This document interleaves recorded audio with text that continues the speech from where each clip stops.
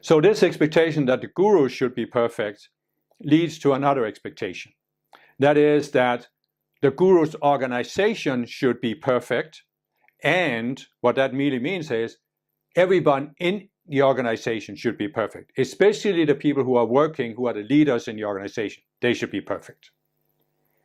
And here's an expectation that is guaranteed to end in disappointment, because the guru, expecting the guru to be perfect, this is something that you could potentially live with for a long time. I've seen some spiritual movements, and it's just the mechanics of the thing. A spiritual movement starts out very small, and there's a small group of people, and they can often have direct contact with the guru. But then as an organization grows to a certain size, the guru, there just isn't enough of him to go around. He can't have contact with all people. So now there's a distance created between the guru and the members. And in that distance, people can project that the guru is perfect. And if they never encounter the guru in person, and especially if the guru is already deceased, then they can keep projecting for the rest of his lifetime that the guru is perfect. But when you have the expectation that all of the people in a spiritual organization should be perfect, you're almost guaranteed to be disappointed, because you will sooner or later run into people who are not perfect. And it's just simply, when you look at it realistically, as I've said, I've described in my breakthrough videos, there are 144 levels of human consciousness, possible on Earth. And we are gradually walking this path by taking one step at a time. And basically, when you're above the 48th level, you can recognize the spiritual path, a spiritual movement, a spiritual guru. You can also be attracted when you're below, but for most people, they're above the 48th level. So it's not that they are directly mean or bad people. They're decent people treating other people decently, but they still have these ego games they are playing. And one of the games that people play, especially up to the 96th level, is a power game. It comes from, it's not really that people so much want power, but they want to feel special. So you have these people in a spiritual organization that are aiming for a leadership position because they want to feel special. And this is just an ego game. So as I said in another talk, people come in with this expectation, I should be treated as someone special because I'm a member, but then they run into these leaders who have already developed this sense that they're special, and they certainly don't want some upstart newcomer to come in and challenge them and tell them that they shouldn't be doing what they're doing, so they can be very harsh towards people who seem to challenge them.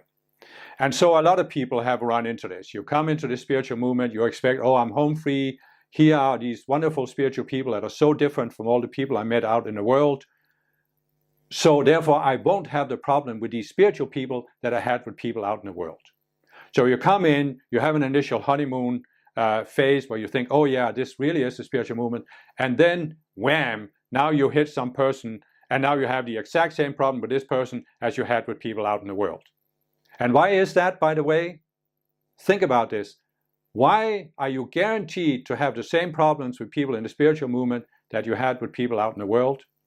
Because what caused you to have problems with people out in the world was a reactionary pattern of subconscious self in your psychology.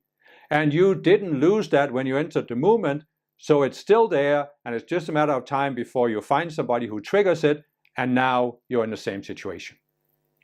But if you don't realize this, if you're projected, oh, it wasn't me who had a problem with people out in the world, it was these people that were the problem, then when you come into the spiritual movement, you have the same problem. What are you going to do? You're going to project, it was the people. They weren't perfect as I expected them to be. They are not really evolved. And that's probably because the whole movement is the false movement. The guru is the false movement. The teachers is false. And maybe the spiritual path is false. So now you become disappointed. You go out, you become angry, you become bitter, and you are still projecting that it's other people's fault.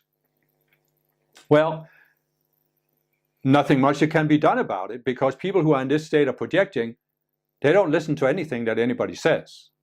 But still, if you are not at that state of projecting, you can look at yourself and say, can I see that I have some pattern here of how I deal with other people?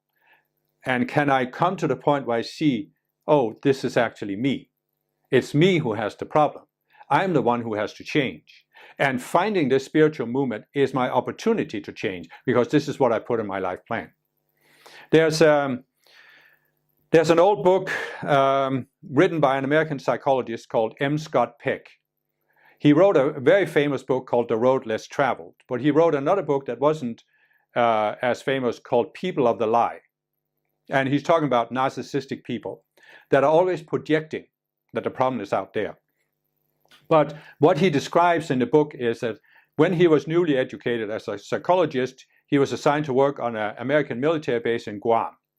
And there was a leading psychologist there, and there were some colleagues. So after some time, he goes to his supervisor and he says, I have a problem with these colleagues because they are doing this and that and the next thing. And he tells him about this. And at some point, this supervisor says, you're absolutely right. And Scott Peck looks at him, and then he says, you have a problem. No, you don't understand, Scott Peck says. It's these people that are doing this and this. And then the supervisor cuts him off and says, no, you don't understand. You, M. Scott Peck, you have a problem. And then Scott Peck gets furious and leaves. And then as he's working off some of his steam, he suddenly has this thought in the back of his mind. Could he be right? Is it me who has the problem? And this, of course, leads him to realize that he has a certain pattern. And it was the same thing I went through in my second spiritual movement, where I had a conflict with one of the leaders. And I also came to this realization, oh, wait a minute. I'm the one who has the problem. It wasn't that there wasn't a problem with other people. I'm not saying they were perfect. But I had a problem because of the way I reacted. So this is the antidote to this expectation that everybody in an organization should be perfect. You realize that whether they are perfect or not doesn't matter. What matters is that you look at your reactions and you use your involvement with this organization to overcome your reactionary patterns, your subconscious selves, because this is what leads you to growth. And the other people's growth, it may well be that you're right. It may very well be that they have some subconscious selves and some reactionary patterns they haven't overcome. They most likely do. But that's not your responsibility. You're not going to make spiritual progress by changing other people. You're going to make spiritual progress by changing yourself. And once you get that, your growth is going to be accelerated manifold.